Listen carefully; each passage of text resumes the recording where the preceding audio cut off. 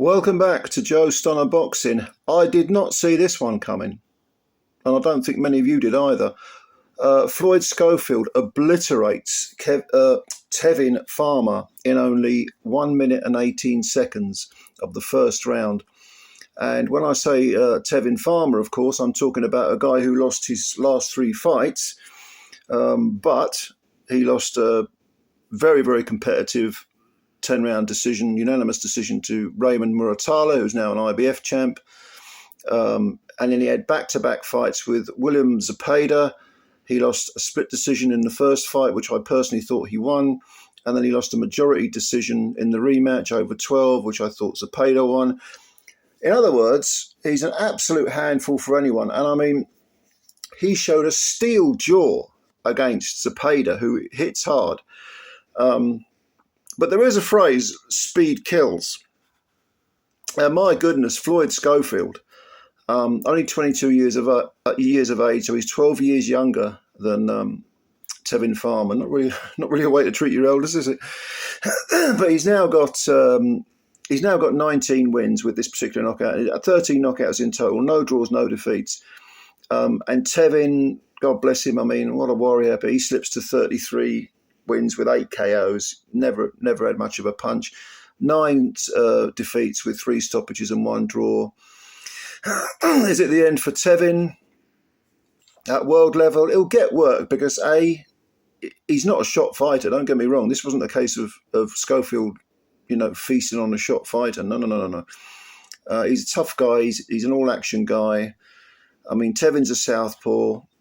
Didn't make a blind bit of difference to Schofield. Schofield came out. They were just exchanging a little bit. And then suddenly blinded him with a jab, conventional jab, brought the right hand over, landed slap bang on Farmer's jaw. He sagged, hit the floor, heavy knockdown, got up. He was then on the floor again.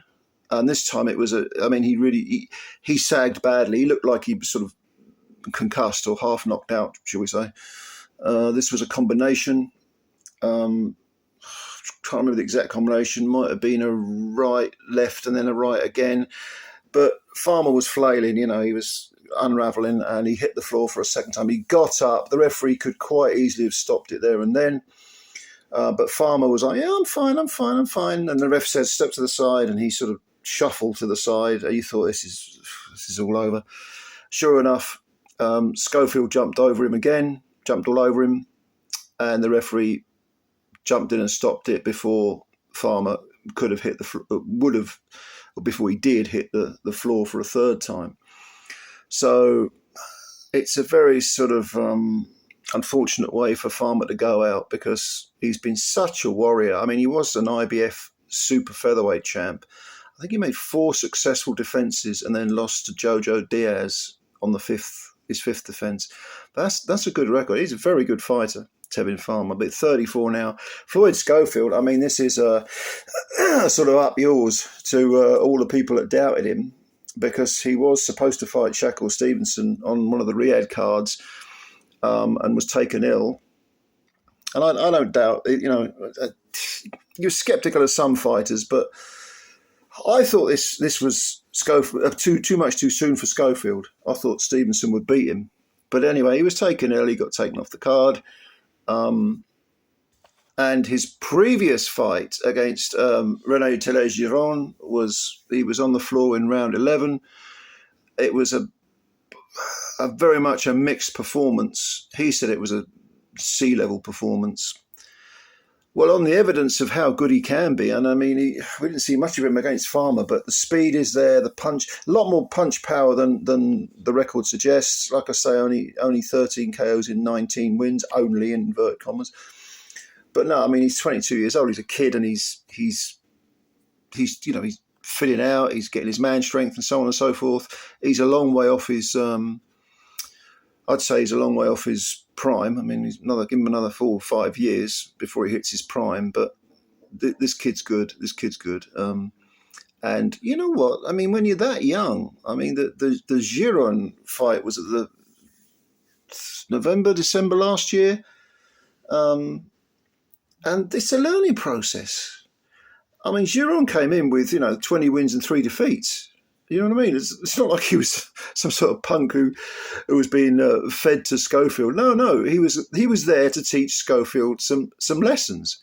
And he got floored in the 11th, and he learnt one particular lesson the hard way. Namely, don't get hit on the jaw. But, going 12 rounds, that was a good experience. Getting floored, coming through a little minor crisis, good experience. I mean, there'll be a little bit of a question mark over his chin. But again, at 22, give him a chance to fill out, give him a chance to get his full strength. But he's got the skills, he's got the raw materials, he's got, very, very, very sharp, fast, accurate fighter.